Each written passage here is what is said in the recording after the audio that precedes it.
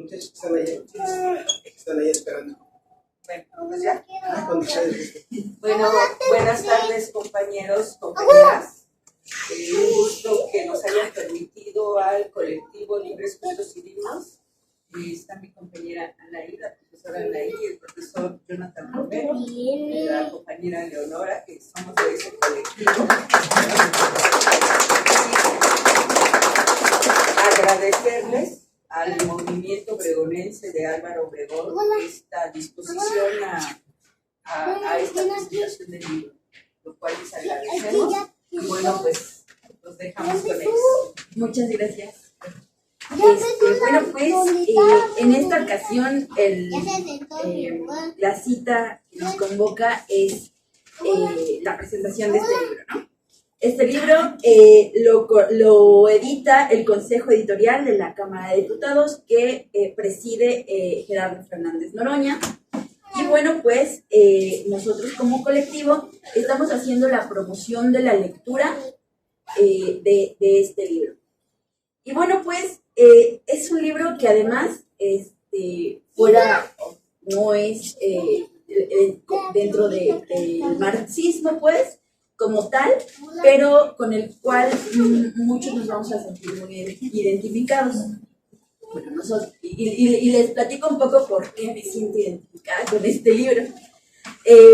Nosotros también hacemos parte de un colectivo que se llama Libres, Justos y Dignos, y que está compuesto, creo que en su mayoría, por mujeres. Entonces, pues nosotros somos la primera línea. O sea, hay mujeres en el territorio, hay mujeres en la calle, y mujeres como nuestras compañeras Ailet y nuestra compañera Ana Mendoza, que bueno, pues no están tan en la calle, pero están en redes sociales y tienen una difusión muchísimo, muy activa, y eso es lo que también le ha dado un impulso a este movimiento. A nosotras no nos dirían las magonistas, a lo mejor nos diríamos las noroñistas, pero en realidad lo que apoyamos es el perfil político del diputado que tiene mucho que ver con el activismo del lado marxista, ¿no? Entonces, desde esa perspectiva, bueno, digo, si no me toca el corazón el libro, o sea, ya estoy perdida, ¿no? Y la verdad es de que nos vamos a identificar un poco. Les voy a hablar de este libro. Primero, Mujeres Magonistas. Un poco es aludir a esta pertenencia de una ideología. Sin embargo, esta ideología ellas no la asumen como tal todo el tiempo. O sea, son mujeres libres, pensadoras, ahora sí que tienen un activismo muy importante, y que si bien las convoca primero el Partido Liberal Mexicano en sus clubes, posteriormente muchas van a seguir aportando a la revolución desde diferentes trincheras. Entonces, Ricardo Flores Magón y los Magón no son su centro. Entonces, y ellas van a desligarse en muchos momentos de este pensamiento. No están atadas. O sea, son mujeres que tienen un pensamiento muy sui generis, pero a partir de la investigación historiográfica que hace Graciela González Phillips y Estela Leñero, pues ellas las rastrean desde el magonismo. Porque, ¿quién es Graciela González Phillips? Bueno, que es la autora del libro, y ella es una socióloga con líneas de investigación histórica, es investigadora de tiempo completo de la UACM, y que justamente uno de sus principales temas de investigación son las mujeres anarquistas. Y Estela Leñero Franco, que ella es una antropóloga, dramaturga y escritora, y caracteriza a sus personajes justamente con personajes marginados, ¿no? Los obreros, etc. Ahora, ella tiene obras de teatro que se han presentado hasta en el Centro Cultural Los Pinos sobre lo que van a ser las magonistas. Y tiene una obra de teatro que se llama Derrota Luminosa, las anarquistas y la libertad de expresión.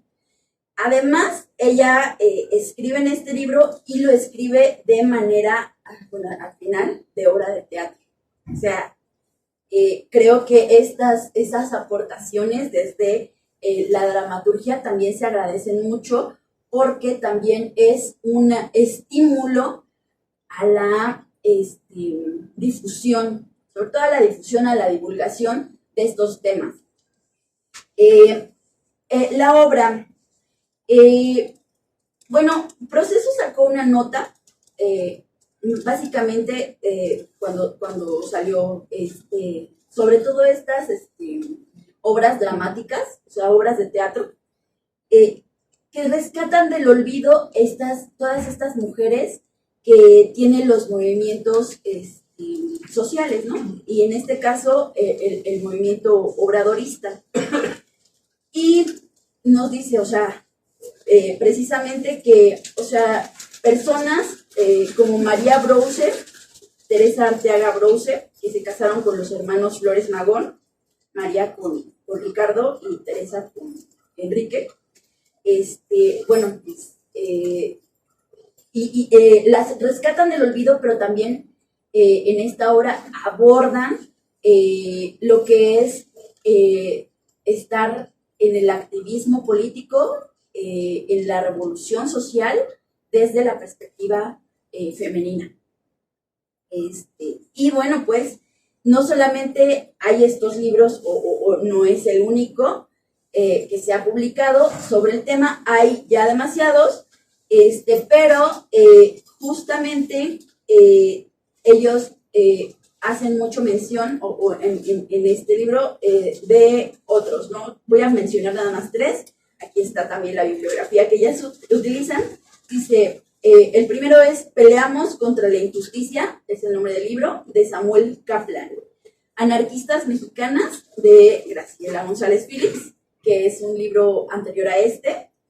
Y Hilo Negro, de Mujeres y Revolución en el Partido Liberal Mexicano. Ahora, en este libro también incluye la obra de Estela Leñero. Es una obra dramática que les hablaba, que es Pasión Anarquista. Esta se escribió en 2022 y no se ha presentado, o parece ser que no se ha presentado esta obra como obra teatral, como sí lo fue Derrota Luminosa, que se presentó el año pasado en el Centro Cultural Los Pinos, y que bueno, o sea, Los Pinos apenas estaba haciendo un centro cultural y de difusión importante que pone el dedo en la llaga en toda esta opulencia de nuestro gobierno mexicano, que tuvo por muchos años, sobre todo los gobiernos priistas, que se eternizaron, y que además es una grosería entrar y ver todas estas casas ricamente decoradas, y bueno, o sea, todo lo que, teniendo conciencia de todo lo que robaron. Entonces, No dejaron nada. Entonces imagínense que las anarquistas mexicanas tengan una obra de divulgación en este periodo. Y ese es también en este recinto. Y este es también como una de las cosas que hace que estos libros de divulgación tengan un valor agregado. Porque wow, o sea, imagínense una obra de teatro, no es como ver la televisión, la experiencia de la obra de teatro es muy, muy diferente. Entonces, recomendado. Y bueno, el contexto del libro. Vamos a ver un poco más lo técnico, ¿no? Hay una propuesta historiográfica actual que se monta también en los problemas de la mujer, pero que han resurgido, bueno, de hecho nunca se han ido, o sea, los problemas de la mujer y los movimientos políticos de reivindicación de la mujer, el feminismo, etcétera, siempre han estado, desde muchas perspectivas. Pero, sin embargo, muchos de estos movimientos políticos han querido abrazar estos problemas de la mujer desde diferentes perspectivas, y una de ellas es desde la perspectiva burguesa. Entonces, estos movimientos nos quieren decir, bueno, es que nosotras venimos a hacer un cambio, una innovación, y han abrazado muchísima parte de la historia de las proletarias y las obreras que han luchado de verdad en movimientos sociales y piensan que van a hacer suyo todo este movimiento. Lo cierto es de que tanto ellas como las marxistas reconocen una diferencia entre los movimientos de reivindicación de las mujeres. Ellas, como anarquistas, también están planteando una posición política. Entonces, y se están separando también de este feminismo burgués que tiende a utilizarlas nada más como con fines electorales, como con fines nada más de reivindicación de las mujeres que ya tienen una posición privilegiada en la sociedad. Entonces, hay que tener mucho cuidado en eso. A partir de este problema también, hay un movimiento historiográfico que rescata estas mujeres que son, ahora sí que de clases bajas, de clases marginadas, que participan en los movimientos sociales, que también están reivindicando sí el género, sí los problemas de la mujer, porque son importantes, pero no se están separando de los movimientos sociales de masas. O sea, tienen en el centro que a lo mejor no tal cual que el movimiento sea la lucha de clases como lo tienen las marxistas, pero tienen claro que están luchando a la par del varón y no en contra de los varones de su propia clase. Entonces, exactamente. Entonces, eso es lo que tienen en claro las mujeres anarquistas, ¿no? Hay algunas preguntas que se plantea la autora o las autoras. Y bueno, pues, primero aclarar los diferentes matices del pensamiento, sobre todo anarquista, que, bueno, pues si tiene estos tintes feministas, ella no lo profundiza mucho porque en realidad pues la obra es más la obra de difusión, ¿no? La obra teatral y la investigación histórica que llevó a esta obra también, pero ella tiene claro que a lo mejor tiene ligas con el feminismo estadounidense representado por Emma Goldman, y con algunas cosas que hacen que la autora diga, bueno, pues sí es feminista en el sentido de que pues reivindica la posición de género. Ellas tienen claro que como mujeres tienen mayor opresión que los hombres, o sea, de una u otra manera. Pero son antifeministas en el sentido de que sí se separan de estos feminismos burgueses, ¿no? Y, bueno, la autora también tiene este rescate, lo hace también para explicar la presencia de las mujeres en un movimiento tan radical, el más radical de la Revolución Mexicana. Entonces, cuando nos habla la autora de cómo fue la presencia de estas mujeres, una de las preguntas que se hace, bueno, es que si ellas partieron de un movimiento que se decía liberal, de los clubes liberales, cuyo referente, bueno, pues era el Club Ponciano Arriaga, ¿cómo dieron el salto? cómo dieron el salto a un movimiento anarquista, ¿no? La clave va a ser precisamente Ricardo Flores Magón, ¿no? O sea, la clave va a ser esta situación, ¿no? Y que de hecho creo que va a explicar. Y bueno, no sé. ¿Sí o no? Muy bien. Vas a conocer aquí. Bien.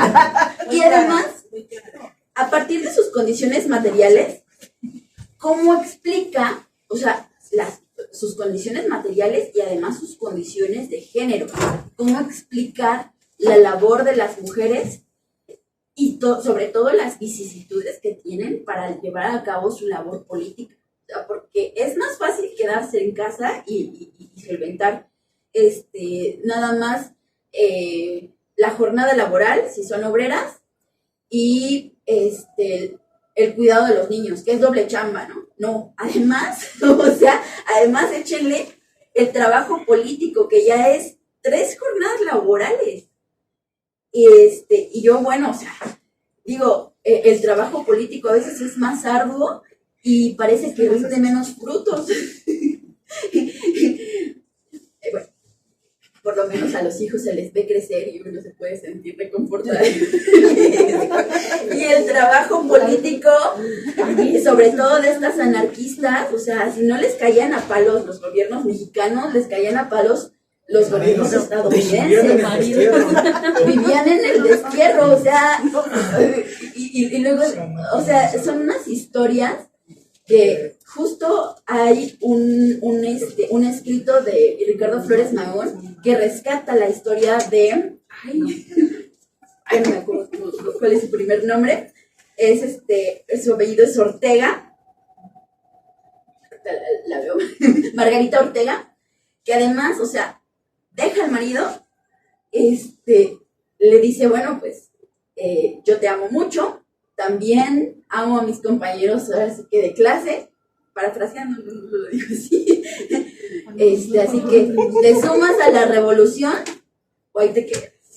Agarró su caballo y le preguntó a su hija, ¿tú te quedas o te quedas con la familia o nos vamos, mamacita? Y dice la hija, ¿yo separarme de ti? Estuvieron a punto de morir varias veces por enfermedades, cruzando el desierto por falta de agua. O sea, era una vida, y además la pobreza, o sea, porque la pobreza, uno está en la revolución, está queriendo hacer la revolución, y de repente lo que está haciendo uno no sirve para el sistema capitalista. Va uno y deja un currículum en una escuela para dar clases y dicen, ¡ay, es marxista! ¡Adiós! Entonces, o sea, a partir de eso, pero imagínense que además sean las acompañantes del hombre más buscado en Estados Unidos, del enemigo político de Estados Unidos. Los hombres más buscados tienen toda la razón. Entonces, tenemos esta situación. Y además ellas tienen este compromiso político, ¿no? Entonces, bueno, les cuento también estos matices. La portada del libro. En la portada figura, es una caricatura de El Ángel Steins, de junio de 1912.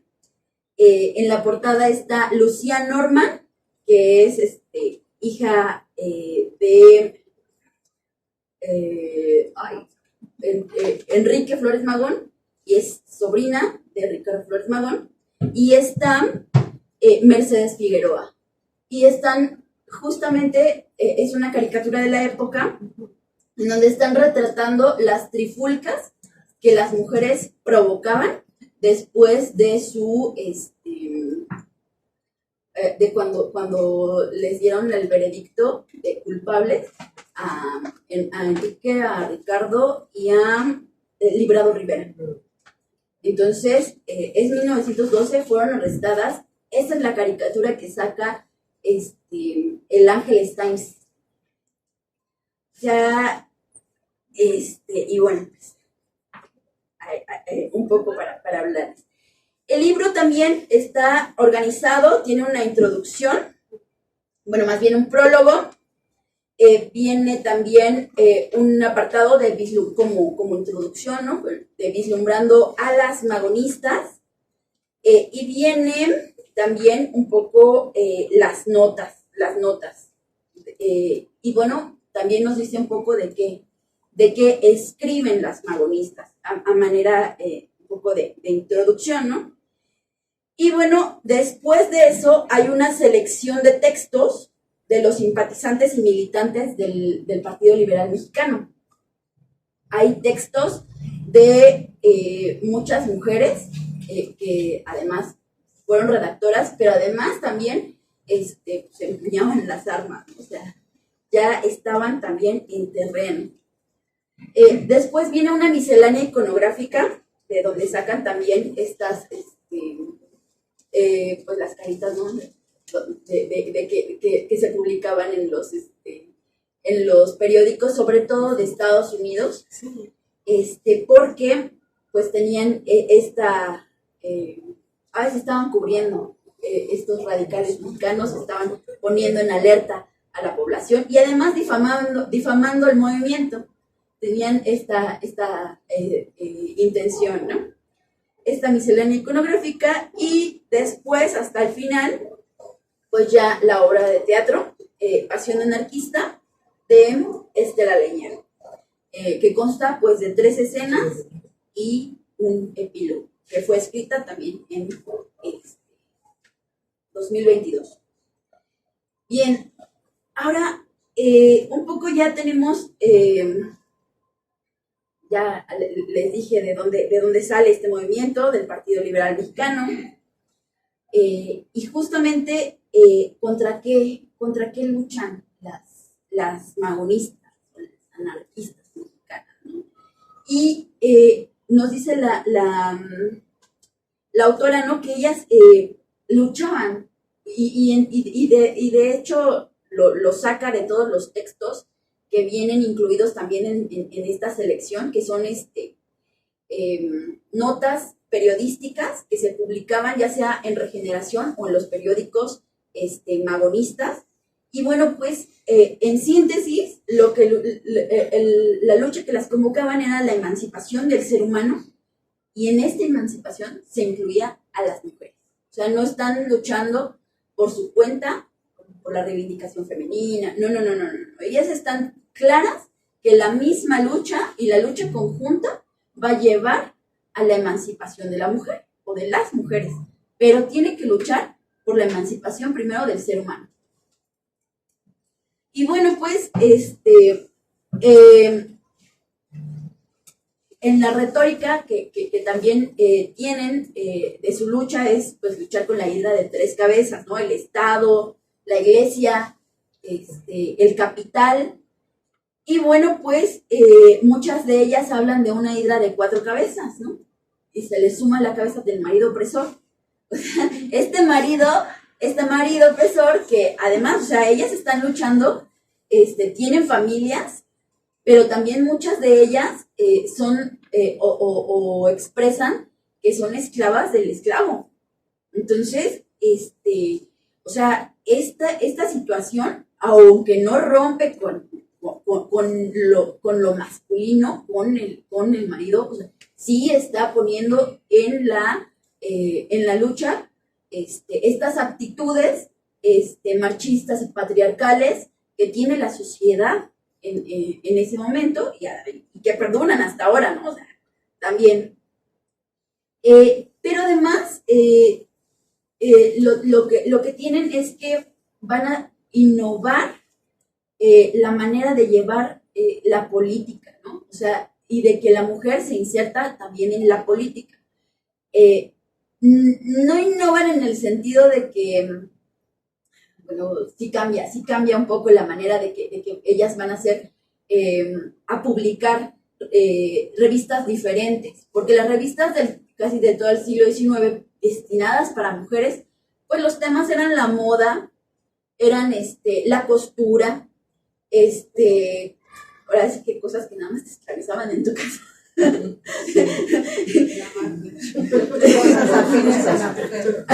Y se pensaba que eso era afín a la mujer. Entonces ellas vienen y dicen, no, nosotras vamos a participar en la política nacional y en la decisión del pueblo mexicano. Y empiezan también, en sus inicios, tienen como un anarcocomunismo, porque apelan muchas de ellas al comunismo ya existente en las sociedades mexicanas, que apelan a esta organización de los calpullis, y de las situaciones de organización corporativa, que de hecho pues fue, ahora sí que ahora sí que el blanco, el tiro al blanco de las reformas, tanto de las reformas del 57, la Constitución del 57, como de Porfirio Díaz, o sea, las corporaciones. Entonces, ellas reivindicaban toda esta forma comunal de vivir, de esta forma comunal de organizarse. Entonces, pues sí se acercan a este anarcocomunismo, y a principios de 1900 están escribiendo sobre los abusos de la Iglesia, el Estado. Tienen también artículos de protesta y llamados a la insurrección, porque, bueno, también del 1906 a 1908, bueno, pues están frescas las huelgas de Cananea y de Río Blanco. O sea, hay que escribir para estos sectores, y hay que promover esta revolución. Antes de 1910, también, bueno, estos artículos de propaganda de las ideas anarquistas. Hay un periodo de 1910 a 1918, que es el periodo maderista, y que, bueno, ya en 1918 ya es el fin del periódico Regeneración, que conectaba todos estos artículos. Y en este periodo de 10 a 18, algunas se van a pasar a otros movimientos, al movimiento maderista, sobre todo las, imagínense, o sea, están en un movimiento radical en donde si no es por acá es por allá, y les caen a palos todos. Pues lo legal, un movimiento legal era pasarse al maderismo, y era como mejor visto. Muchas se pasaron, o sea, es que las militantes del magonismo y anarquistas eran muchísimas. De hecho, no se conocen todas porque las fuentes historiográficas, cuando arrojan nombres, hay algunos nombres que son de ambos, pueden ser de ambos sexos, ¿no? Trinidad, Guadalupe. O sea, no hay forma de saber si eran hombres o mujeres, pero eran muchísimos. Entonces, bueno, ellas se pasan algunas al maderismo, y las que se quedan en estos diarios también están comunicando protestas contra la persecución de los anarquistas, contra los encarcelamientos. Hay una que aparece también en otro libro, una magonista, que se pasa al movimiento zapatista, y a ella le atribuyen coautoría, o si no es que toda la autoría, del Plan de Ayala. Entonces, sí, o sea, es esta liga que ligan el movimiento maderista, el anarquismo mexicano, con todos los movimientos revolucionarios. Pero sin embargo, en la historiografía actual, a los magonistas les siguen llamando precursores de la Revolución Mexicana, no les llaman revolucionarios. Entonces, sí fueron la chispita que inició la llamarada. Nada más, ¿no? Nada más. Son los ideólogos de la Revolución Mexicana. Sí, o sea. Solo, nada más. Y los desdeñan diciéndoles precursores, no revolucionarios. No se les reivindica como revolucionarios. Y ya, bueno, hay otro periodo de 1920 a 24 y 32 que ya es el periodo de maximato. Entonces, ahí ya regeneración murió, ya no hay más regeneración. Bueno, también los hermanos Magón. Hay ideas anarquistas en México, es más de la guerra civil española. ¿Perdón? Hay ideas anarquistas porque está la guerra civil española y hay teóricos de la guerra civil española mexicanos en el Gran Frente Internacionalista, anarquistas, y hay publicaciones anarquistas, compañero. Claro. O sea, muere regeneración, pero Justo no muere el movimiento anarquista. Publicaciones anarquistas van a estar con las mujeres en Sagitario, periódico que surgió en esta época, Avante, Paso, y hay otros que iniciaron con otras magonistas, que es el Vesper, y el otro ya se me olvidó. Hay varios, como dice el compañero. Pero además, las anarquistas y magonistas empiezan a impartir conferencias, empiezan a organizar sindicatos, apoyan algunas huelgas que van a ser de importancia para el periodo, ¿no? Entonces, otros de los periódicos que se fundan después en esta época y dirigidos sobre todo por mujeres es Andrea Villarreal, que dirige el periódico Mujer Moderna, y Teresa Villarreal, que también va a dirigir El Obrero. O sea, hay inmensa literatura, periódicos que tienen influencia magonista y tienen influencia anarquista. Además, como va a tener esta influencia importantísima de los españoles. O sea, totalmente. Empiezan a dar un realce de todas estas ideas, ¿no? Y bueno, por último, mencionar algunos nombres, ¿no? Porque es importante siempre mencionar los nombres, ¿no? Está el nombre de Francisca Mendoza, que, bueno, pues era también una militante ya del Partido Comunista, que además que emigró por motivos también políticos a Estados Unidos, y que muchas de las notas que publicó en Regeneración y en otros periódicos, pues las hace desde Estados Unidos, al igual que muchas de las compañeras. Había más actividad política en Estados Unidos, sobre todo de ese grupo. Hay unas mujeres extranjeras, Ethel Duffy, Elizabeth Trowbridge, Frances Noel, Lucía Norman, Blanca Moncaleano, que ella es colombiana, las anteriores son estadounidenses. Lucía Norman, todavía la autora nos dice, bueno, la verdad es que no sé si es extranjera o es mexicana, perteneció a la familia de los Flores Magón. Hay algunas profesoras, como es Dolores Jiménez y Muro, Juana Belén Gutiérrez, Estela Ramírez, Elisa Acuña y Roset, Blanca de Moncaleano, algunas obreras como Margarita Martínez, Francisca Mendoza, algunas amas de casa como Modesta García, Matilde Mota, y bueno, pues el caso legendario de Margarita Ortega, ¿no? Y Rosaura Gortari, que son las que dejan a su familia y van a pasar estas vicisitudes a la revolución.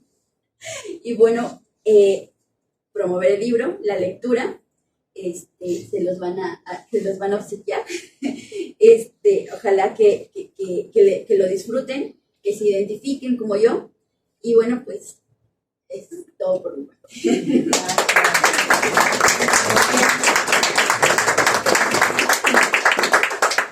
Sí, bueno, más que nada agradecerle a Rosy por la apertura, ¿no? Primero a esta entrega y segundo a la presentación del libro. En segundo lugar al movimiento Álvaro Obregón, casi por abrir el espacio. Estos temas regularmente no son tan fáciles de tocar por el contenido sistemático que traen aquí. O sea, no son pensadoras tan fáciles de rastrear, y tampoco tan fáciles de generar una condición o que sean buenos a las conciencias generalmente aceptadas en este sistema. Entonces es interesante combinar dos cosas importantes, ¿no? La teoría revolucionaria y las mujeres. Entonces agradecerles, por supuesto, y su asistencia, camaradas, ¿no? Su asistencia, camaradas, que es lo más importante, su apertura a escuchar y a leer un poco sobre esos temas. Yo quisiera solamente poner atención a una cosa muy importante que comentó Anaí, desde ahí poder hacer una reflexión sobre esos temas. La conexión entre mujer y ciencia, entre revolución y ciencia. Se nos ha dicho permanentemente que la revolución social es violenta. Un revolucionario agarra las armas, se pone a matar gente. Se nos ha dicho permanentemente que en las revoluciones las mujeres no existen. Eso es totalmente falso. Las dos ideas son falsas. En primer lugar, las mujeres en la revolución son parte fundamental. Y en segundo momento, las mujeres actúan como un pivote en la construcción de una ciencia nueva. Lo que está en este libro, más allá del recuento o de la historiografía o de la narración que de alguna vez podamos encontrar, es una obra con contenido científico. Aquí hay, en verdad, algo que podríamos llamar una nueva ciencia. Se está reconstruyendo una ciencia en México que está olvidada. No solamente dejen ustedes los magonistas, ¿no? Ricardo, Librado, en sus dos más ejes más importantes, ¿no? Entre otros tantos, por supuesto, ¿no? Pero nadie va a definir que Librado y Ricardo son los más importantes. Ellos fueron los más importantes. Por supuesto que eran los más buscados, pero ¿a quién mataron? A Ricardo Flores Magón. Sí. A él fue el que lo mataron, era el hombre más buscado, ¿no? Pero dejando eso, también estamos escondiendo generalmente el poder emancipatorio de la ciencia en las mujeres. Las mujeres son creadoras de ciencia en su gran porcentaje, no son de hombres. Se nos ha educado en la ciencia burguesa, en la cual partimos en nuestros estudios, que son los hombres, los grandes creadores de la ciencia, el conocimiento, etc. Este pequeño libro nos abarca un tema que es el papel de las mujeres en la nueva ciencia. Es muy interesante. Y lo que encontramos aquí en un primer momento es cuál es el fundamento de la revolución y cuál es el fundamento de la ciencia. Las mujeres magonistas, como se les llama, van a poner en el centro que cualquier ciencia, que cualquier revolución intentaría conquistar la vida. Lo que pone en el centro es la vida misma. Van a cuidar la vida, van a potenciar la vida y van a poner en el eje que la vida se debe de poner en el centro de cualquier proyecto político. Eso suena mucho a Enrique Dussel, ¿no? Un poco ahí Enrique Dussel hablando sobre el concepto del valor de uso, de la vida, ¿no? Este punto no solamente es de Enrique Dussel, es una discusión permanente en los revolucionarios dentro de la lucha política, de la lucha económica. El otro elemento es la rebeldía. A las mujeres se les enseña, ¿no? Que hay que ser sumisos, hay que ser sumisas, hay que escuchar al hombre, ¿no? A ver qué es lo que dice. Y poco se pone en el centro la rebeldía, ¿no? Pero la rebeldía como una potencia en términos generales, ¿no? La vida es rebelde. La vida no la van a ver escondida, estrecha, ¿no? La vida en sí misma tiene un componente de rebeldía permanentemente. El otro elemento, ¿no? Que me parece muy importante es que estas mujeres van a poner en el centro esa gran frase emancipatoria, que todos tenemos derecho a ser felices y a ser libres. O sea, otra vez, ¿no? Cuando nos dicen, es que los magonistas y las magonistas eran el terror. Eso no es cierto. El magonismo empezó y se efectuó como una política y una ciencia en donde ponía en el centro que todos seamos felices, todos seamos libres. ¿Por qué va a entrar el conflicto bélico? No van a ser ellos. Va a ser el gobierno represor que va a abrir fuego contra todas estas compañeras y compañeros, y va a ser eso el que va a abrir la línea. Pero en términos generales, el magonismo y las magonistas no se van a presentar como personas violentas. Van a poner en el centro la capacidad de los seres humanos a ser felices. El otro elemento es la crítica. Las mujeres, la crítica, el pensamiento reflexivo, la dialéctica, el desacuerdo, la diferencia, el desbordamiento de las pasiones, ¿no? Esta dualidad, ¿no? Entre por un lado nos ponen en el centro que somos críticos, los hombres son pensadores y las mujeres son pasionales. Cuando realmente no es así, cuando realmente la ciencia y la pasión forman un binomio. están totalmente combinadas. Esos elementos me parecen son muy importantes que se van a encontrar aquí en este texto, ¿no? El otro elemento que me parece muy importante es la felicidad no es un ideal que se encuentra en las constelaciones celestes escolásticas. La felicidad se construye aquí, en el planeta. Ellas se van a pelear con la religión por eso, ¿no? Porque nos van a decir, ¿saben qué? Pues, espérense a que se mueran, ¿no? Ya después de la muerte va a venir el reino de los cielos y ahí seremos felices.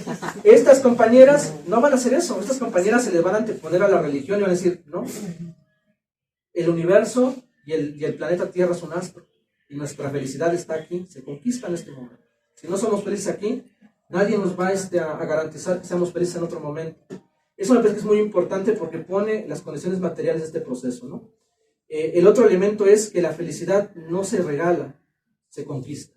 Son mujeres aguerridas, ¿no? Son mujeres que van a la convocatoria militante, a la convocatoria de la lucha, a la convocatoria de no dejarnos, ¿no? De no estar apaciguados. Son en ese sentido revolucionarias porque van a poner en el centro que la felicidad se construye en este planeta. Es aquí es donde se va a generar. Y que si en algún día seremos felices todas y todos, se la vamos a arrancar al sistema capitalista. Y el otro elemento que también va a poner en el centro estas compañeras va a ser que el paraíso es posible. Es algo muy interesante, ¿no? No se alejan de la teoría escolástica, ¿no? O sea, el paraíso es posible, pero el paraíso se construye aquí, en este planeta, bajo estas bases materiales. Es algo muy importante, es algo muy importante. El otro elemento que me parece muy relevante es la pugna entre revolución política y revolución económica. Para las magonistas, la revolución política, sí es importante la revolución política, pero es más importante la revolución económica. Ellas van a buscar la emancipación desde las condiciones económicas. Dicen ellas, bueno, pues les pueden regalar el voto, les pueden regalar, no sé, hay unas condiciones sociales muy específicas, pero no va a ser, en ese sentido, no va a ser algo significativo. La libertad económica es el gran elemento que nos va a posibilitar de alguna manera poder emanciparnos de este sistema. Desde ahí, ¿no? se va a poder conectar de alguna manera el proceso de la libertad económica con la felicidad humana. Entonces, ¿qué es eso de la libertad económica? Regularmente eso va a aparecer muchísimo en los textos magonistas, tanto de mujeres como de hombres, y se va a poner en el centro cómo se construye eso que vamos a llamar como libertad económica. Entonces, el primer punto de partida para poder generar este proceso es que la tierra es de todos. Es un punto central permanentemente, ¿no? O sea, el primer factor de la revolución social para ellas es poner en el centro que la propiedad privada es algo antihumano y que en todo caso lo que va a poner en el centro es que la tierra debe ser de todos y todos tenemos que gozar de los frutos de este proceso. Por eso es muy importante el artículo 27 que se va a generar después en el plan de Ayala, ¿no? En donde se va a poner en el centro la propiedad social. Pero la propiedad social que se va a poner en el artículo 27, que va a ser un rastreo desde el Partido Liberal Mexicano, si no un poquito antes con de la OZ, ahí en 1902, 1903, lo que va a poner en el centro es recuperar las tradiciones económicas muy importantes de lo que va a ser la propiedad social del suelo. Eso me parece que es muy relevante, ¿no? O sea, esta condición de poder reconstruir, ¿no? La capacidad de poder salir de esta miseria, ¿no? Con base en una reconstrucción de una nueva forma de entender nuestra relación con la naturaleza. Muchos mencionan por ahí que la izquierda del siglo XIX, del siglo XX, no ponía el acento en cómo nos podemos construir con la naturaleza, que la dejábamos un poco al lado y que el problema eran los proletarios, los dominados. Eso es falso. Las mujeres y los hombres magonistas ya habían puesto en México ese problemita, ¿no? Cómo nos relacionamos con la naturaleza y cómo esa relación con la naturaleza fetichizada también procura destrucción y procura esclavitud. En ese mismo sentido, ellas van a poner en el centro que es la clase trabajadora la que está convocada a tomar el control de la propiedad de la tierra. Es un otro elemento muy interesante. Ellas no están pensando en la mujer en general, sino están pensando en la mujer y la clase trabajadora. Esta conexión dialéctica entre qué papel tiene la mujer en este movimiento revolucionario que es la clase trabajadora, y siempre van combinados de alguna manera porque ellas se sienten clase trabajadora. Ellas no se sienten aparte de ese gran sujeto histórico, ¿no? Que pareciera que la clase trabajadora, ¿qué son? Los barbudos de Manchester, con una, no sé, con una cosa así, ¿no? Y overall. La clase trabajadora es un conjunto de seres humanos muy complejo, ¿no? Que tiene que ver desde el que trabaja en el campo hasta el que trabaja en la gran industria y hoy en día los servicios, etcétera. Y ahí hay mujeres y hombres de diferentes lugares y diferentes convocatorias. En ese sentido, ¿no? Las mujeres revolucionarias van a poner en el centro en este texto, ¿no? ¿Por qué los trabajadores son los que están convocados a colectivizar la propiedad de la tierra? Porque nosotros somos el 99% de la población. Los capitalistas y los terratenientes y las oligarquías solamente representan el 1%. Los dominados, aunque no lo creamos, somos el 99%. Entonces, ¿cómo tenemos que, o sea, la convocatoria es cambiar esa correlación de fuerzas, ¿no? Hoy nos dominan el 1%, ¿no? Todo está sobre el 1%. Y ellas mencionan, tenemos que cambiar el eje central para que ese 99% tenga el control de las tierras y entonces de una forma colectiva. El otro elemento que me parece muy importante es que ellas ponen en el centro que la clase trabajadora es la clase productiva por excelencia. Sin los trabajadores no hay riqueza. Entonces, es decir, vayan al banco y díganle a los banqueros, a los dueños de los bancos, a ver, pues sin trabajadores echen a andar sus grandes empresas, van a ver en el problemón que se van a meter. Hoy cuando están las huelgas en Ciudad Audi, tuvieron un problema dos días, ¿no? Pararon 2 días y las ganancias se vinieron abajo. ¿Por qué? Porque la clase trabajadora es el sustento de este proceso. El otro elemento, por supuesto, es que la clase trabajadora procura y produce todos los medios para ser felices, para ser libres y felices, ¿no?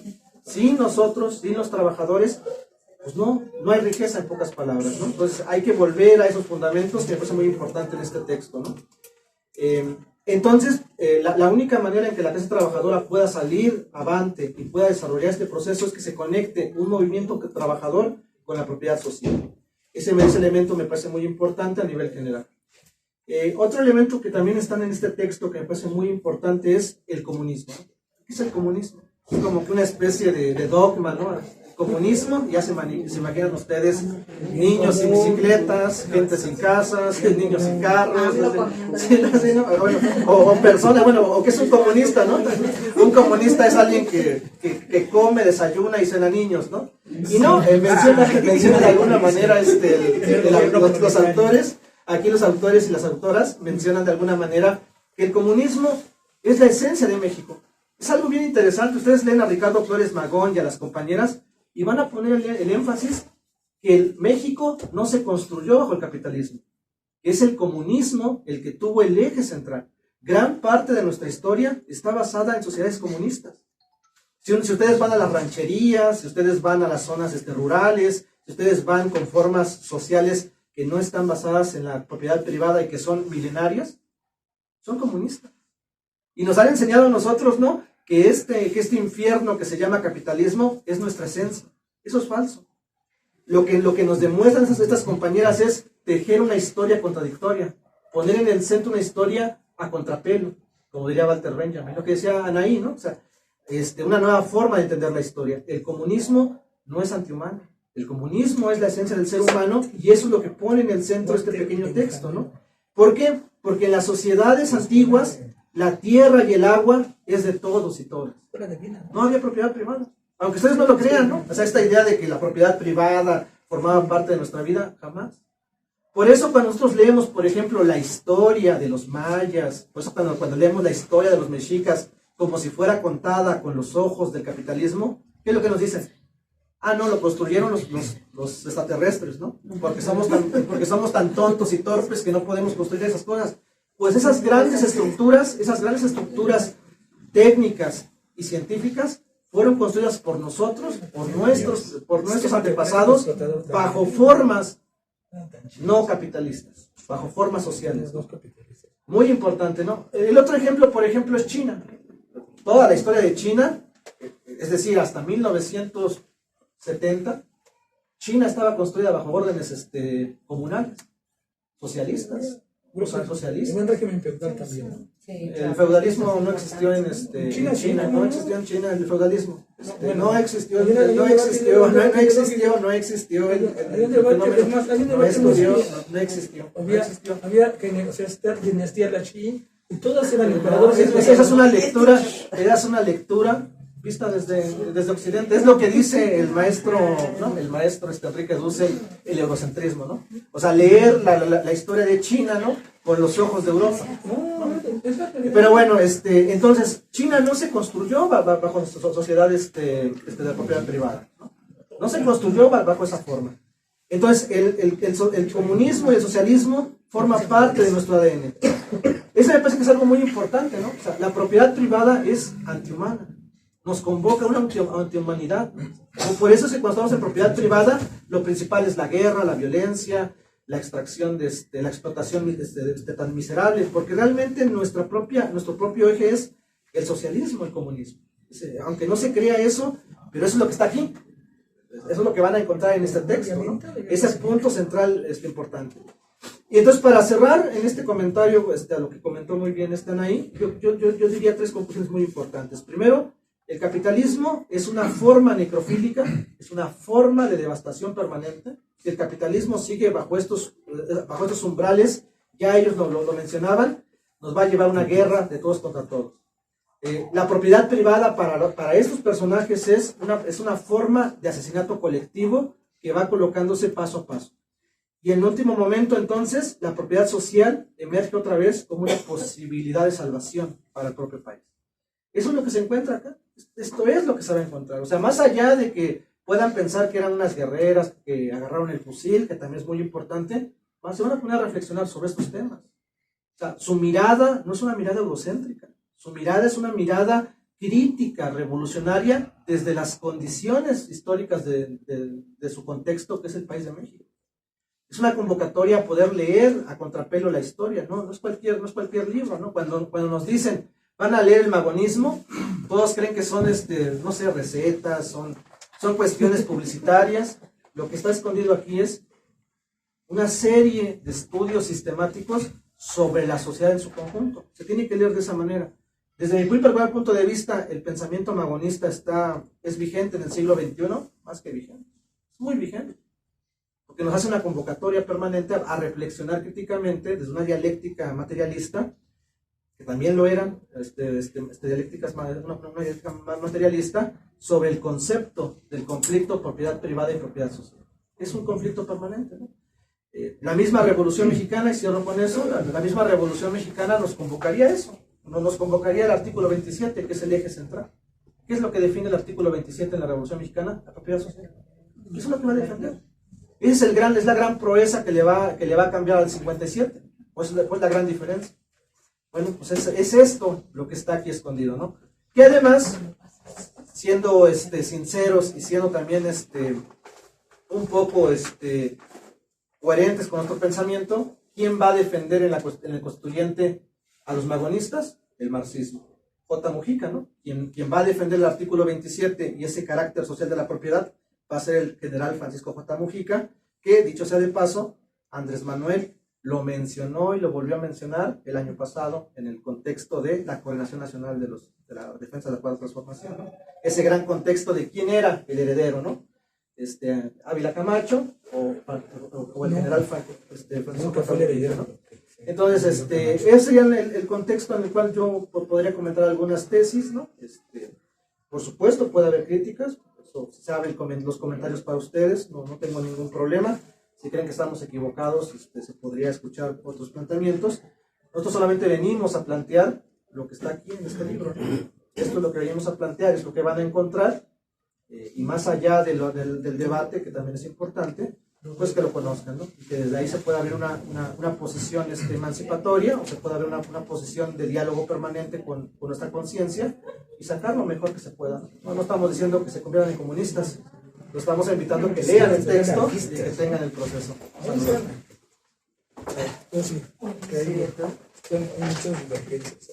Muy bien, gracias.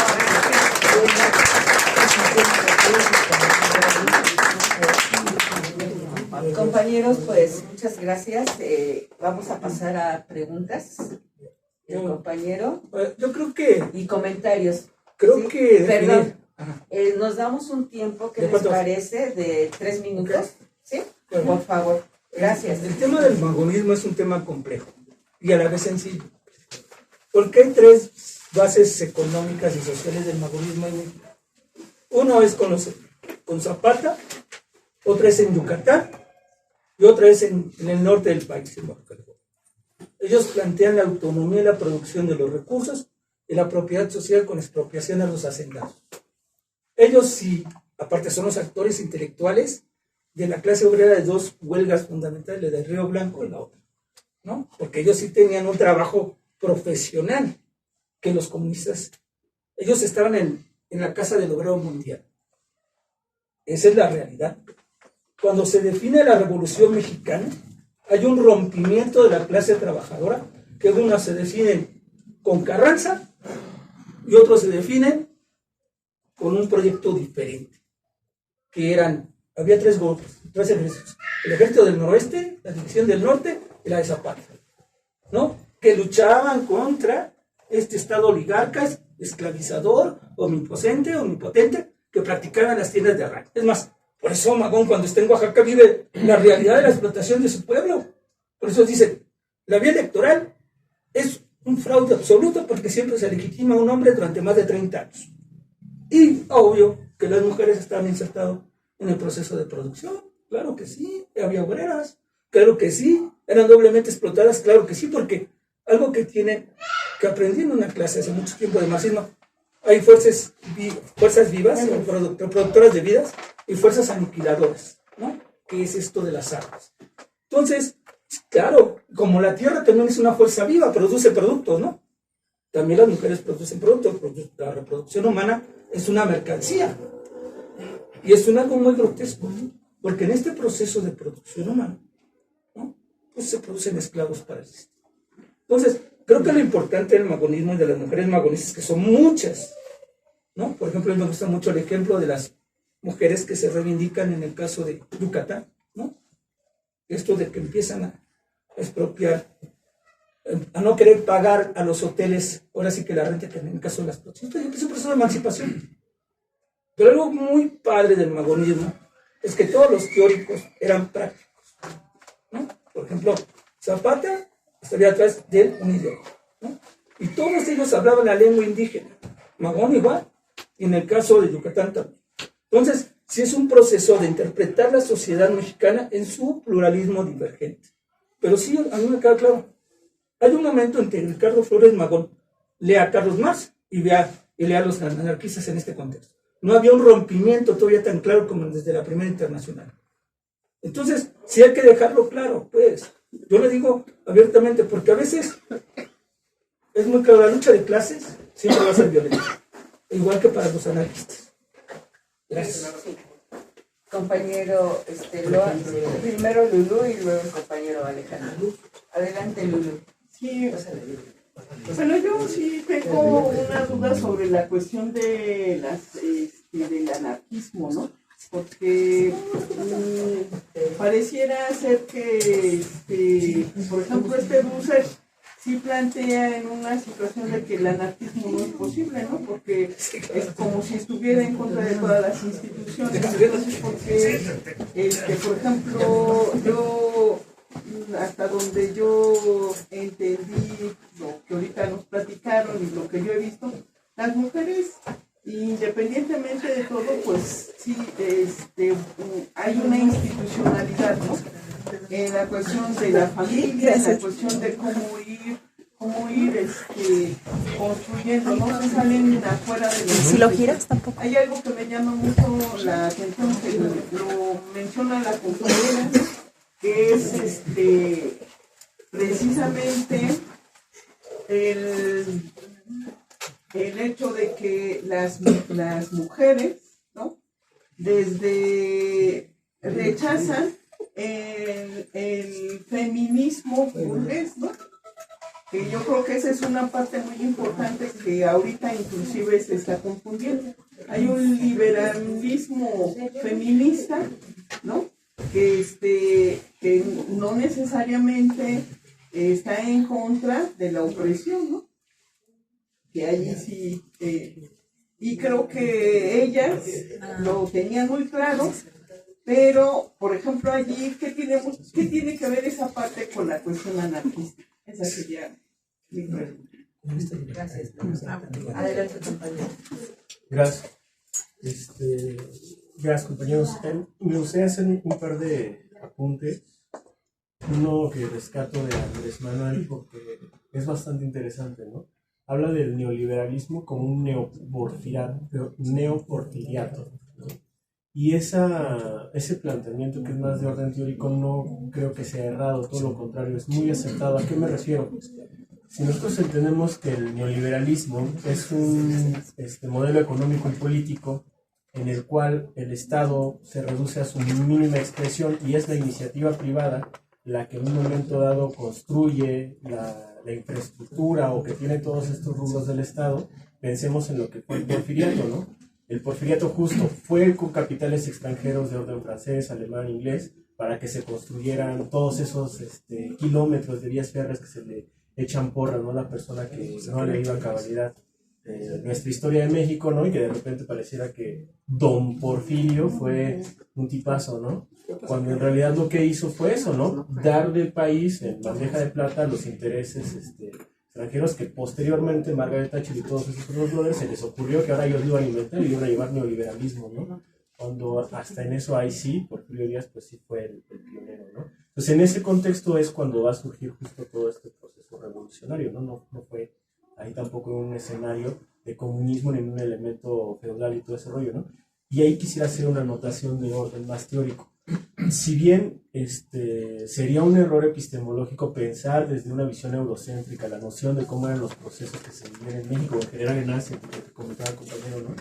También sería un error el en un momento dado plantearnos desde una posición de un sesgo en el cual nosotros estamos buscando reafirmar y buscar cosas en la historia en aras de encontrar lo que nos conviene, ¿no? Y yo sí creo que en este momento la exposición y un poco lo que se está planteando desde estas lecturas del feminismo nos llevan casi a de repente parecer, y en realidad quien hizo esto fue una mujer que estaba de fondo. No, yo creo que las cosas tienen que ver en su debida dimensión, ¿no? Ni tampoco menospreciar a la mujer, pero tampoco en un momento dado, o ponerla en esta condición de víctima, ¿no? De pobrecita que tenía que vivir todo esto, ¿no? Ni tampoco en una posición de segregarla, ¿no? O sea, no nos vayamos a polos extremos, ¿no? Entonces, mi participación iba a girar un poco en torno a esos tres elementos. No obstante, siempre bienvenidos los espacios en los que se abra la discusión, en los que se abra el análisis, y además en los que haya tanta concurrencia y con este interés y poder todos en colectividad construir. Una última cosa. ¿Por qué hay un conflicto entre el anarquismo y el comunismo? Muy sencillo.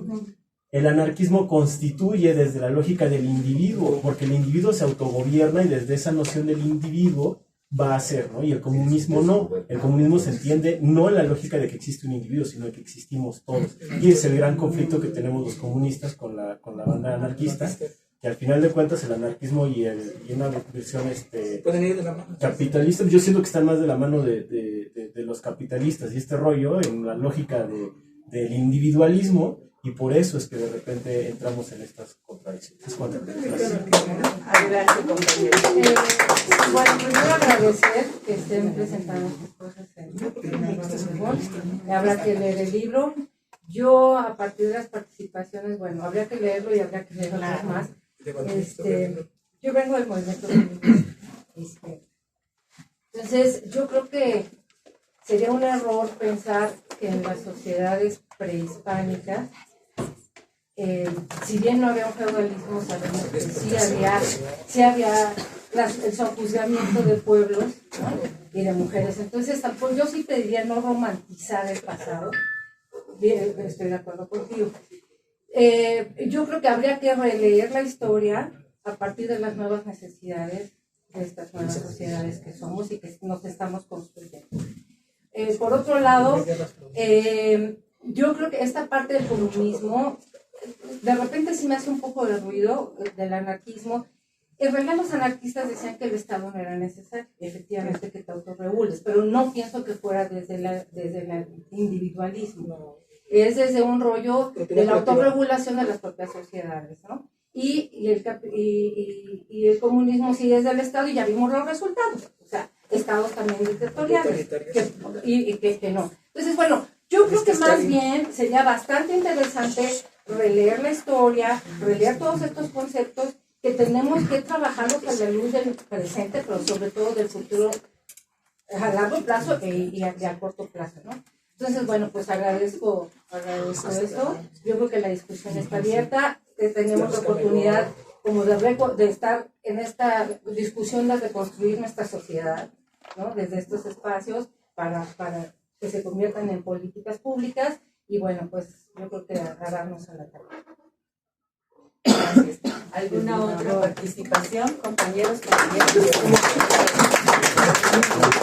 A mí me gustaría, no toda la oportunidad temprano, pero me gustaría hablar un poquito del modelo del feminismo contemporáneo.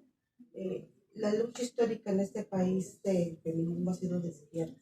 Ahora vemos a la derecha agarrando una bandera, asumiendo el feminismo como una bandera de moda, meramente como una carta política que jugar. Y entonces en ese escenario, pues nosotros decimos las mujeres que hemos luchado desde hace muchos años, cuando Peña Nieto, cuando Calderón, cuando en el CGH, dábamos la lucha hasta para tomar la voz ahí con los compañeros. Nosotros decimos que sigue este modelo patriarcal, viene con todo, es decir, el neoliberalismo no solo es un modelo económico, político, es también un modelo social y quieren volver a imponerlo. Tan es así que hace algunos años Mancera trató en la constituyente de que hubiera retrocesos a los derechos de las mujeres ganados en esta ciudad. Y entonces en ese escenario las mujeres de izquierda con las que hemos luchado siempre, ahora con las jovencitas que traen otra forma de actuar, otro lenguaje diferente, pero que se están moviendo y se están moviendo a la izquierda, porque la izquierda no se entiende sin el feminismo y el feminismo sin la izquierda. Es uno de los principios de las mujeres de izquierda, ser feminista. Pues tenemos que estar como muy al pendiente de qué están pasando en los estados, dónde podemos, hay muchos temas por los que tenemos que avanzar, pero tenemos que avanzar unidas, porque precisamente hay compañeras que son intelectuales y que son feministas. Y hay feminismo de barrio también, hay compañeras que en nuestras colonias defienden los derechos de las mujeres. Y debemos encontrar ese punto medio para que salgamos juntas, porque siempre hay una división, o con la sociedad civil. Es difícil que las mujeres que ejercemos la vida política tengamos entendimiento con las compañeras de la sociedad civil. Hasta en una reunión, nos hemos aventado reuniones de 10 horas y rompemos, porque no entendemos, no hemos entendido que, aunque tenemos conceptos diferentes, sí tenemos una sola meta, seguir avanzando en nuestros derechos y luchando hasta que esto sea una realidad y que les dejemos una mejor forma de vida a las niñas que viven adelante o vienen detrás de nosotros. Entonces sí me voy a dar la tarea de leerlo. Felicidades a los escritores, a los compañeros que están aquí del MAU, a los compañeros que asistieron, porque hace falta estos debates en lo colectivo y en el barrio, en nuestras colonias. Estamos muy obligados a darlos para no solo mirar repensar el pasado, así como ahora le pidió el presidente Andrés Manuel a los españoles que pidan disculpas, no romantizar la violencia que siempre ha existido en nuestros pueblos y para no volver a cometer esos errores en el futuro.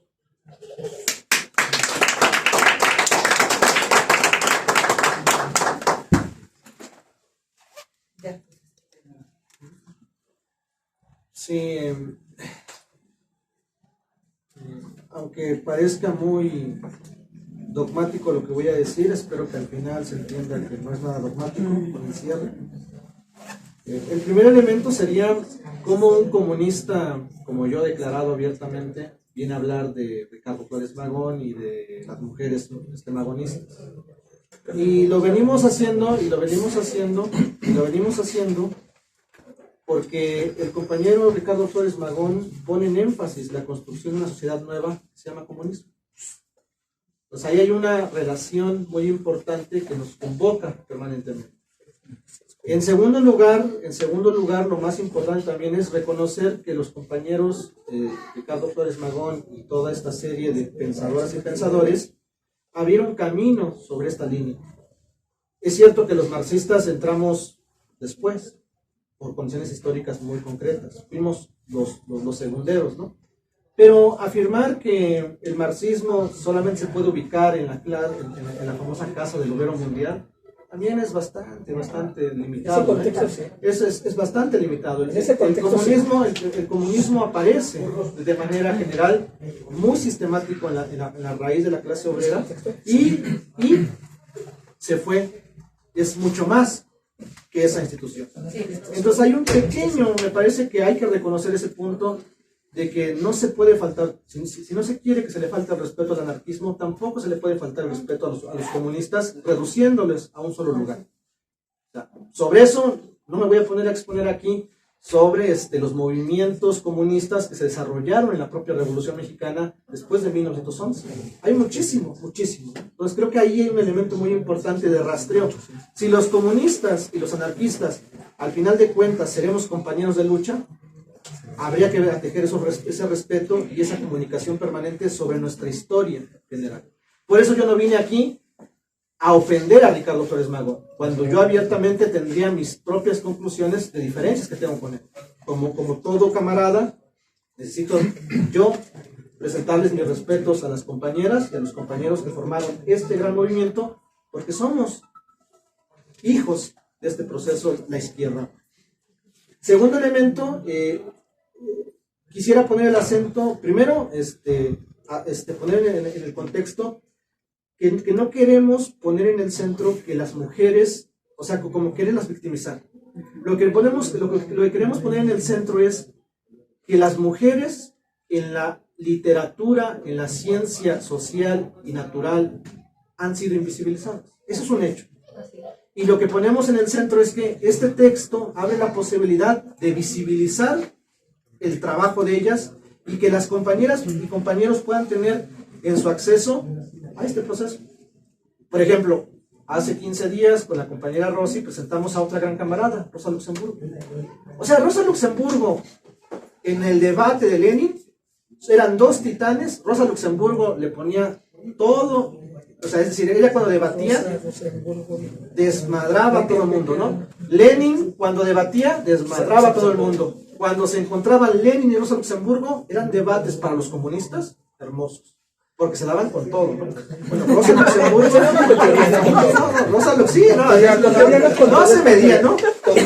Y yo creería que la única autora que se le puso al tú por tú en ese contexto histórico, por supuesto, fue Rosa Luxemburgo. Se le puso a Lenin al tú por tú, y en muchas cosas, no, es más, yo en lo personal, en todas, se las doy a Rosa Luxemburgo.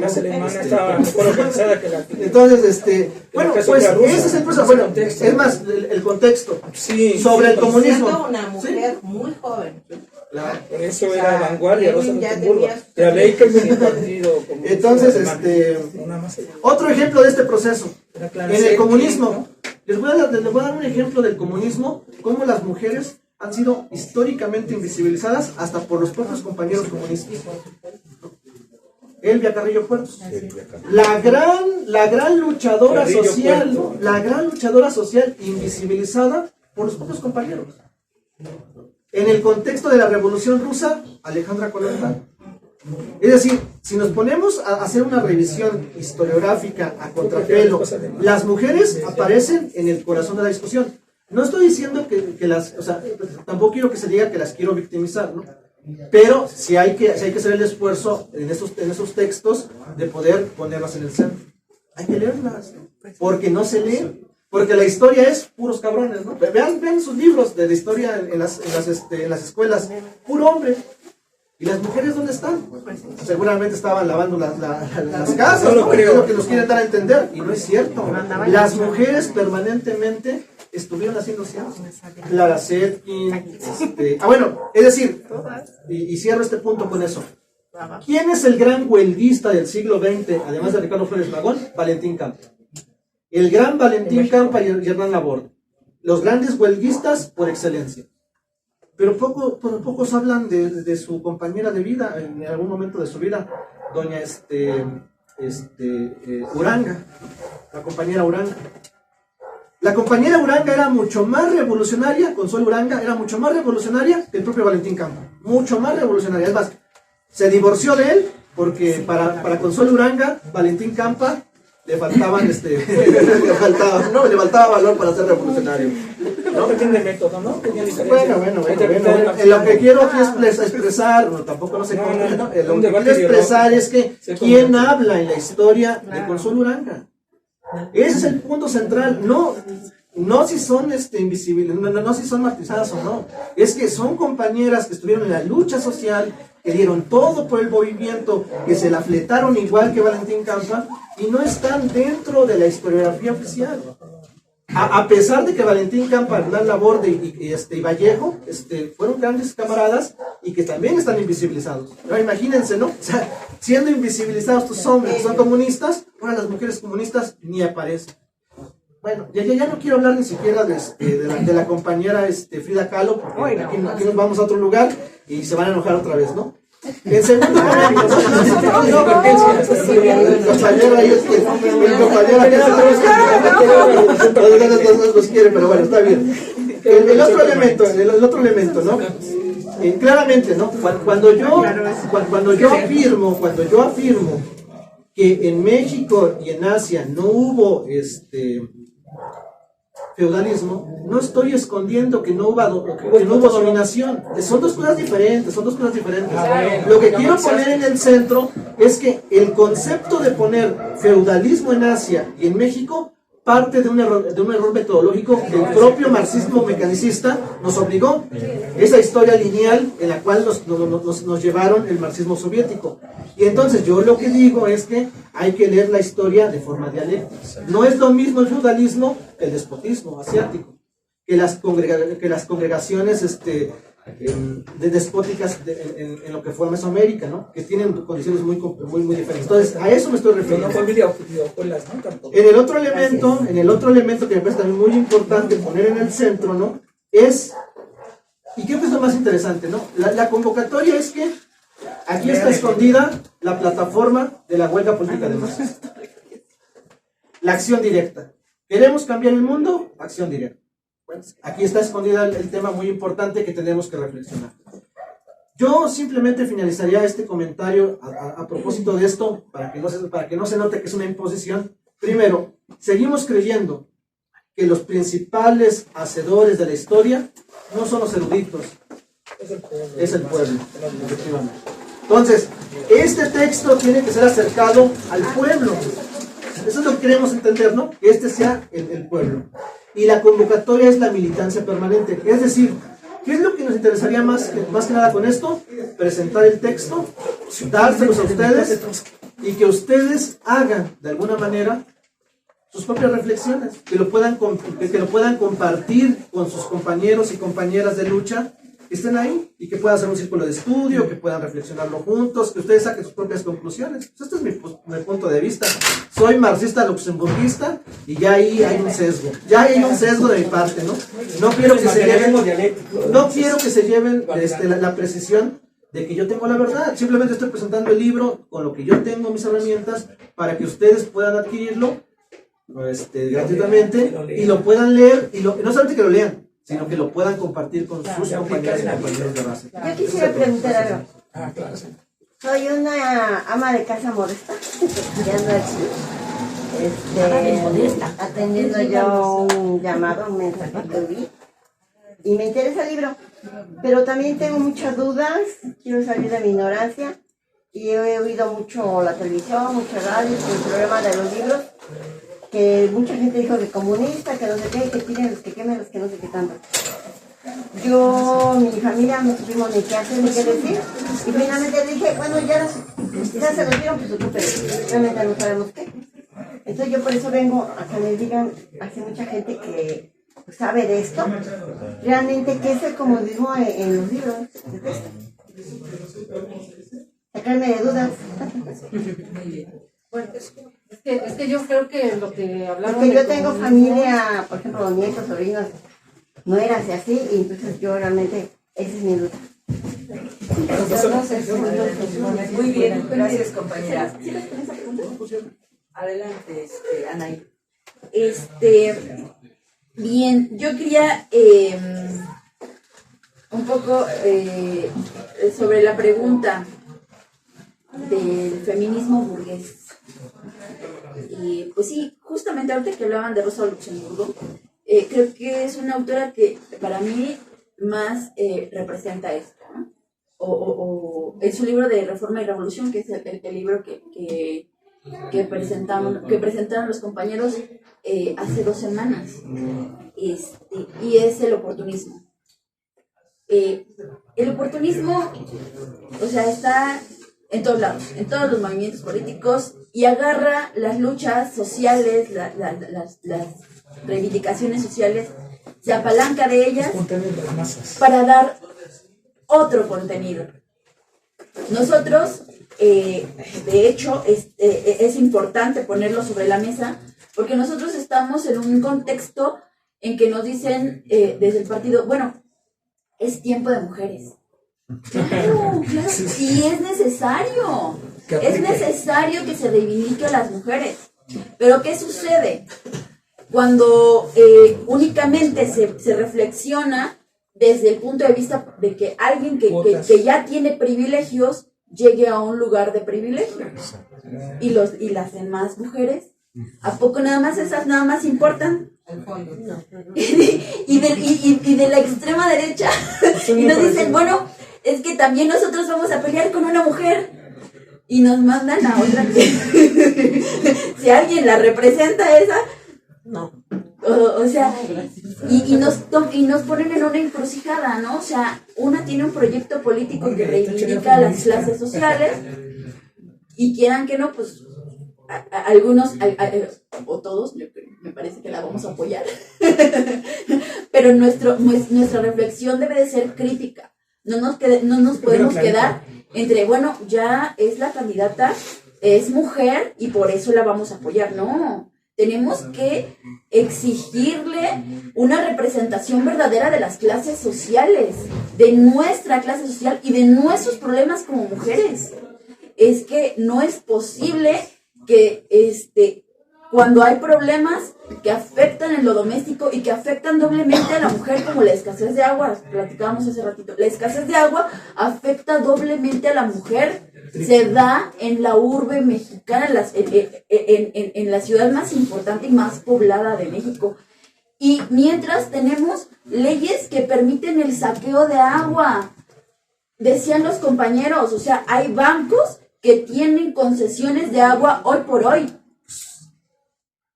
Entonces, ¿por qué vamos a apoyar un proyecto social? ¿Qué le vamos a exigir a ese proyecto social? Porque no nada más, o sea, ella tiene nuestro voto y nuestro apoyo. Porque si no votamos por ella, nos van a chingar de Estados Unidos. Nos van a chingar porque nos van a chingar. Solo así pueden, aunque ganen. Pero, ¿qué le vamos a exigir nosotras como mujeres? Y estas reformas también que tienen, que mandó AMLO y que también buscan reducir los problemas sociales como el problema del agua, que es lo que está ahorita en boga y que lo podemos sentir, porque imagínense, o sea, mientras unos disfrutan de las concesiones de agua y del saqueo, toda la población en general tenemos que bañarnos en 5 minutos, menos, con un pocillito, si acaso hay agua. Entonces, todos estos problemas sociales no es que, o sea, sí nos afectan a las mujeres, pero no es que no afecten a los hombres, a nuestros hijos, a nuestros padres, o sea, y eso, también es cuestión de oportunismo, o sea, va a venir otra mujer a contender y ella no tiene un proyecto, ni siquiera va a revisar que se den reversa a las concesiones de agua. Ella explícitamente lo ha dicho, privatización. Privatización. Entonces, tenemos que pensar con conciencia social, con conciencia dialéctica. Si, como el Partido Comunista que va a mandar otro candidato, a lo mejor también es una mujer, pero ellos lo que le van a hacer es el caldo gordo a la derecha. Es decir, tenemos nosotros que movilizarnos, tenemos que agarrar el ejemplo de estas mujeres y decir, vamos a exigir, primero exigir, ¿no? porque ya la había armado. La verdad es que, compañero, yo no estoy dispuesta a morir Es tan que rápido. ya estaban en la vía armada. Era otro contexto también, ¿no? También, yo no estoy dispuesta a morir tan rápido sin antes Estaban en el luchar, contexto de la... sin antes luchar por las Poder por las reformas, ¿no? O armas. sea, primero yo creo que las reformas y ya después Que no haya vemos, ¿no? democracia con Disculpe, y sobre la pregunta que yo hice, ¿es bueno o es malo? Sí, claro. El comunismo. Lo que aceptamos sin querer o queriendo, Lea el cos- ¿es bueno o es malo? Lea. Que tenemos esos, Comienza usted. es un libro de texto. Según quién gobierna, Ah, quién ya. tiene el poder. Eso fue nada más, es lo que quiero saber, porque entre nosotros discutimos en mi familia, Sí, claro. pero somos ignorantes, por eso yo vengo acá a que me digan ustedes ¿Qué que corriente, ya qué grupo, son qué corriente? leídos, por decirlo así, vulgarmente. ¿Es bueno, fue bueno o es malo? O porque nosotros nada más lo aceptamos y ya, no podemos hacer gran cosa. Ya. Pues es una forma de organizarnos. Es la forma comunal de entre todos. Esto es una comunidad. Y la comunidad es un discurso y un debate colectivo. Entonces, está usted viviendo el comunismo a través de la palabra y la exposición de los camaradas. El lenguaje es colectivo y social. Creo que es una excelente forma de decirlo, pero también creo que el comunismo va también, o sea, y los proyectos comunistas son diferentes y van mucho más allá. Esto a la larga le va a servir a mis niños, Claro que a sí, mis camarada. nietos, a mis... Claro que sí, ¿Sí le va a camarada. servir el cambio que fue a comunismo, los útiles, los cuadernos? Claro, Ni siquiera es como... o sea, es No, no, es con que el el Eso es lo que yo proyecto, quería saber nada más. lo contrario al comunismo es la represión estatal. Es el fascismo. Eso es lo contrario. Fascismo, capitalismo, eso es lo contrario al comunismo. Entonces, a mi entender, tuvo que haber un cambio, porque los libros de esto ya vienen así de años atrás. Claro. Los libros de texto. Sí, yo estaba hablando de libros de texto, de la primaria, de la secundaria, de X. La participación del compañero y a la compañera. Gracias. Me gustaría contribuir a la duda. Muchas gracias, porque es mi duda, por lo cual, ahora, sin decirle nada a nadie, ya me vine. Que contribuye la compañera. Aquí lo primero que yo creería que sería importante contemplar es quién nos está diciendo que los libros son comunistas y son malos, ¿no? Creo que hubo Como- muchas presiones en la televisión, en el radio, en todo el mundo. Justo, como por ejemplo cuando se cuenta un chisme, ¿no? Puede que venga Exacto. alguien y nos diga, es que ellos son los malos, ¿no? Pero pues obviamente él va a hablar de sus intereses económicos, políticos y de toda índole, ¿no? Entonces, este fenómeno que usted alcanzó a percibir en el que se estaba señalando en un momento dado a los libros de texto gratuitos como comunistas y eso como una cuestión mala, pues al final venía implicado por unas personas que tenían intereses de fondo, ¿no? Entonces eso nos tiene que llevar primero a suponer que hay algo por debajo de la mesa, ¿no? Luego, si los libros de texto en el caso de México son comunistas o no, a título personal, yo considero que no. Eso lo lamento, ¿no? Ojalá fuera comunista. No, ¿qué pasó? Pero No sé qué es es el caso, ¿no? el Entonces aquí se está utilizando Somos más plurales. como de una manera despectiva, ¿no? Como un adjetivo solo para anostar, pero en realidad no es. Y lo puedo ver un poco también, por ejemplo, con la gente que se manifestó en estos días, que dice que somos comunistas y que vivimos en una dictadura y todo esto que ojalá, ¿no? Ojalá viviéramos en la dictadura del proletariado y ojalá viviéramos en un comunismo. Pero en términos más sencillos, ¿qué implicaría justo ser comunista? Ser comunista es entenderse como una comunidad, de ahí es de donde viene como la palabra, y la idea es esa de que no exista una propiedad privada. Eso no significa que te voy a quitar tu casa y te voy a quitar tu coche, te voy a quitar tu celular, ¿no? Sino en la lógica de que todo aquí al final de cuentas, pues nada más nosotros lo tenemos prestado un tiempo, ¿no? Y que todos somos responsables de eso. Entonces, bajo esa lógica, la producción, o sea, no iríamos todos a la fábrica de Audi a trabajar, sino la lógica sería de que en la comunidad de Álvaro Obregón o en tal parte tenemos una necesidad en un momento dado de que haya un mejor drenaje, pues todos nos reunimos a resolver el problema, no en aras de, y que si falta ropa, pues nos ponemos a producir en aras de que todos tengan ropa, no en la lógica de producir un excedente que genere una ganancia, somos 10 personas y tú vas a producir 200 camisetas porque quiero ganarme la lana, no, sino la idea es agarrar y decir, vamos a tener lo necesario que necesitamos, vamos a producir solamente bajo esa dinámica, no la lógica, y producir lo mejor, no en la lógica de usar y tirar, sino el poder tener una camiseta que nos dure para toda la vida, por así decirlo, o llevarla a una, a su máximo desarrollo, ¿no? Y igual el pensamiento científico, que el pensamiento científico no esté para que los empresarios y todos ellos generen una ganancia, sino que esté para resolver las condiciones desde un enfoque humano y colectivo y común. En ese sentido, eso sería lo que debe ser. Como una forma un poco didáctica, obviamente, conocemos que es más profundo, pero ahorita como en aras de poder acercarlo a usted que nos plantea esta duda, es como la forma que encuentro. Muchas veces le agradezco. También, a ver, voy a intentar. El comunismo es algo que plantearon unos señores hace principios del siglo, incluso antes, del siglo XX, y resulta que lo que planteaban era que todo debe ser de propiedad común o para el bien de la comunidad.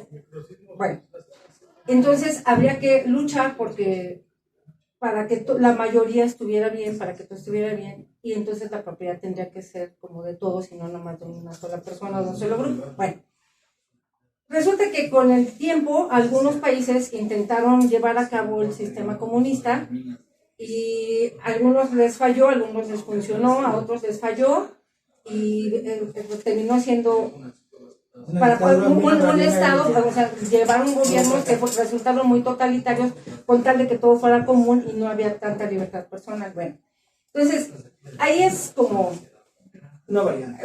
Sí, una variante porque hubo a quien le fue muy bien y funcionaron mucho mejor que como estaban las cosas. Bueno, pero ahora, ¿qué hacen los grupos de interés en México?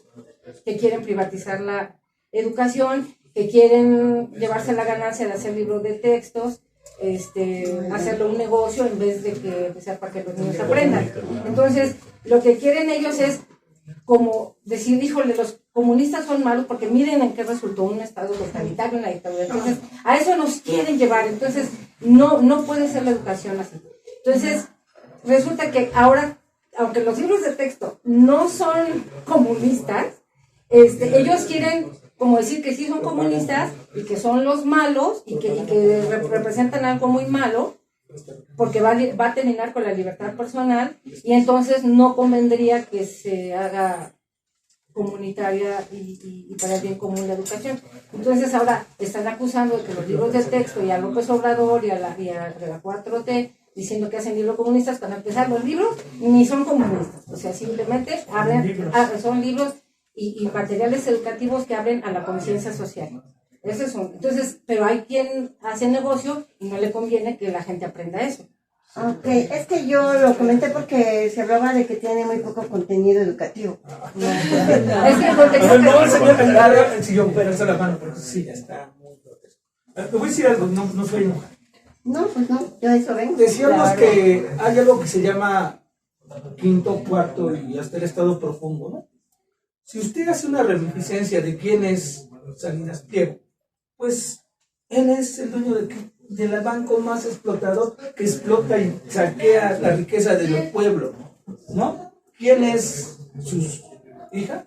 Pues la que tenía la que era esposa del Carpuch, por ejemplo, ¿no? Esa élite que se quiere incrustar para saquear los recursos de todos nosotros los pobres. Utilizan sus medios de enajenación como es la televisión para poder transmitir su mensaje de opresión, para poder hacer un contrapeso, y ni siquiera un contrapeso político, difamar un gobierno que trata de, entre comillas, bajar los impuestos y las ganancias porque ni siquiera le está quitando las ganancias a las empresas. Tu erario público trata de socializarlo y repartirlo en programas sociales, en reivindicaciones y demandas de los que menos tienen. ¿Su hija tiene hijos? Tengo varios hijos y varios nietos. ¿Algunas de sus hijos están becados de la primera beca de la Ciudad de México? Pues todos. Pues entonces hay que pensar que si tiene la primera beca, que es un gobierno de la Ciudad de México, que es progresista y aparte le están dando sus libros gratuitos, ¿usted cree que ese es un retroceso? Yo pregunto, porque yo cuando iba a la escuela, a mí la escuela no me daba ni un centavo. No, claro, pero yo no me refiero a eso, sino No, es que- a la educación. No, es que la educación se es basa en los libros. Eso es que la educación. La idea no es Los confrontarnos. No, Fran. Es que Compañero, la idea es colectiva, Fran. Es que la idea es colectiva. Ok. Dante, la idea es colectiva. ¿Por qué, por qué lo pensaría así? Dante. Por dos razones. Compañero, por favor. Porque es un asunto muy delicado. Ya, quiero dar mi opinión respecto a lo que usted está preguntando. Y también aplica para todo mensaje que vaya en contra de lo que el gobierno está haciendo. Es utilizar, se le dice, el pensamiento crítico, es decir, quién lo dice, cómo lo dice, para qué lo dice, en dónde lo dice. Cuando uno aplica esas y otras interrogantes, va discerniendo, ¿no? Ahora, estos libros de texto, varios investigadores o los que se dedican a la educación comentaban, esto que está en los libros se lleva a cabo, esa misma estructura y forma se lleva a cabo en las escuelas particulares. Porque en las escuelas particulares, no todas, por supuesto, dan una educación integral. ¿Sí? Y eso es buenísimo, porque ahí es donde enseñan a pensar. Y en los textos anteriores solo era de vaciar lo que decía el libro y te lo tienes que memorizar y sacar una calificación de un 10, y ahora estos libros enseñan a relacionar todo el conocimiento. Ok. ¿Sí? Bueno. Muchas gracias. No, al contrario, bueno, pues ya cerramos con los profesores Anaí y el profesor Jonathan Romero, y les agradecemos que nos hayan brindado este espacio, y fue muy enriquecedor escuchar a cada uno de los participantes, y los invitamos a que lo lean y que reflexionen. ¿Sí? Muchas gracias. Yo les voy a cerrar un comercial. Tenemos el Foro del Agua, por cierto, en Álvaro Obregón. Es en el Bioparque, si gustan apuntar, es el domingo 25 de febrero a las 10 de la mañana. Es sobre el asunto de qué vamos a hacer. Porque lo que está haciendo Lía Limón es cerrar la llave. A todos les puso tomas para cerrar la llave y asfixiarnos y de mandarles todos el agua a la zona de los ricos y de donde están las zonas de los pobres. Entonces, si gustan ir, es el Foro del Agua, es del Bioparque San Antonio, domingo 25 de febrero a las 10 de la mañana. Están todos invitados porque es un foro para la gente de Álvaro Obregón, para la gente que está en el movimiento y muchos compañeros que están en Morena y otros que estamos en el movimiento Moreno Popular. Gracias. Díaz Cruz, Independiente de otras. no está Díaz Es que hay unos compañeros abajo, ¿eh? Yolanda. Muchas gracias, le agradezco. Muchas gracias, caballero. Sí, para Rosa María. es ¿quién se bajó? Gracias. Lulú. Entonces, sí, Marta. porque sí, aquí. Y me dijeron, Adriana, jefe, por favor, se lo paso. Y la foto con el La foto. Bueno, ahorita que tengan el libro, Concepción Salas. Ahí lo pasen. Jaime Pérez. en diciembre del libro para la foto. Siempre he sido. Porque hasta el jefe de la Marcela Canales. Marisela.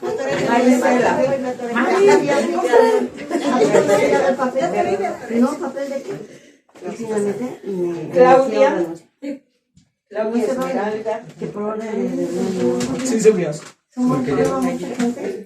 Yo fui una de las últimas. Gracias. Claudia y Entonces no se van a llevar a bailar. Marco Antonia Porque Sánchez. yo mi trabajo, me dijeron, Dulce. tengo la manda en trabajo. Dulce también está. Que también no he ido porque tengo la... Déjame Porque yo te registro. Luis. Luis, ya ¿qué? me dieron papel. Está Me dieron un papel de... Bueno, entonces a que hay dos. No, me dieron una carta. Déjame registrar. Tú no te registras. ¿No se registró usted? Chino no me la pasó la lista. Pablo, Miranda Burgos, Luis Alberto. Burgos, Luis Alberto, ¿qué? Luis Alberto. Miranda Burgos. Anaí, muestra el Josué Palacios. Usted no tiene ni idea de todo esto. Pedro. Muy mala de Pedrito está abajo. Pedro Antonio. Nada más me esperan tantito con Rodrigo. y la verdad, para tomarles la foto. Que se Si siente. te puedes sentar con Sentémonos. un compañero de Su hermano. por favor. Rodrigo Guzmán. Bueno. Tampoco está y Ana Luz Díaz. Todos ahí. Pasó Sí, Meléndez. por favor. Muchísimas gracias, ella. Compañeros, ¿no quieren entre ustedes ahí?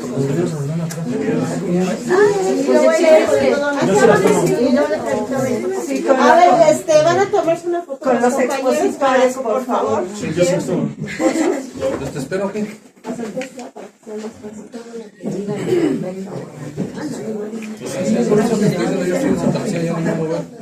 A ver si vas a sentar. A ver.